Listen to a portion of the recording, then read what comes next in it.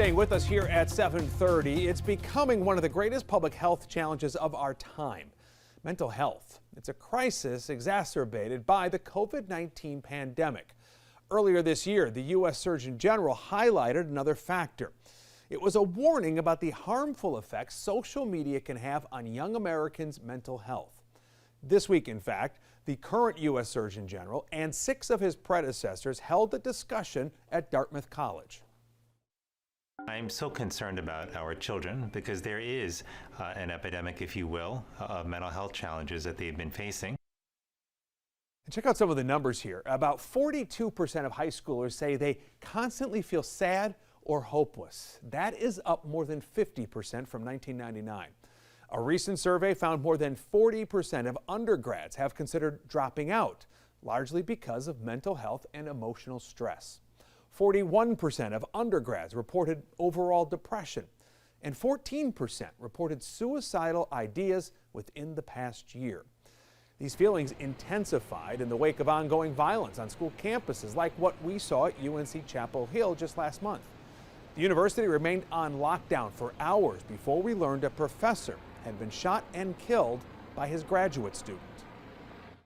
We are crying. We are mourning the loss of a student, of a peer, of a best friend, of a daughter. When I heard about the first one, it really hit, and then another one happened, and then another one happened, and then one happened yesterday, and I just don't know what to do anymore. And I have to look at my 3 teenagers every day and know that I'm not handing them a better world than the world that was left to me. And a lot of that is because of our failure to really focus on mental health and to do the hard things that it's going to take to actually overcome this mental health crisis that we're in.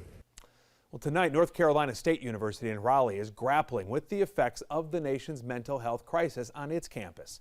There has already been 1 death this semester from a student taking their own life. The university is implementing suicide prevention efforts, trying to prevent another tragedy.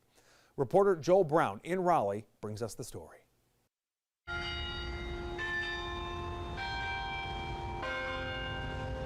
It's been a little over a month since we met NC State first-year computer science major Taquan Dewberry, the Knightdale native moving into his new dorm. It's a big place, it's a different life. How are you adjusting so far?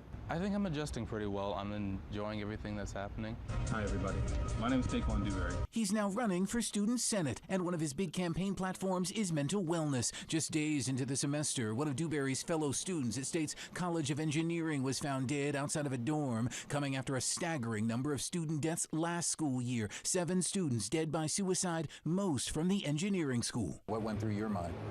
It really put things into perspective for me because it was like that's someone else going through the same exact thing I am. One thing that did disappoint me, the university did send out a message, reminding people of the resources they already had, but at the same time, they didn't offer a day off for students. This is the hardest part of suicide prevention on college campuses. Adam Bryant Miller, a research clinical psychologist at RTI International, researches and consults on best practices for suicide prevention, applauding NC State's response, dramatically increasing the number of clinicians on campus, offering free telehealth therapy services and new training for staff. He's a big supporter of campus gatekeeper programs, peers, friends, student leaders who know what to look for and what to do. They're very effective at increasing self-efficacy for knowing what to do when a peer expresses suicidal thoughts, and actual knowledge about risk factors for suicide and how to help connect individuals to mental health. I don't want the message to be that there aren't services available. There are, but there is a gap between identifying people and connecting them to services effectively. We do have some resources, but we can always get more.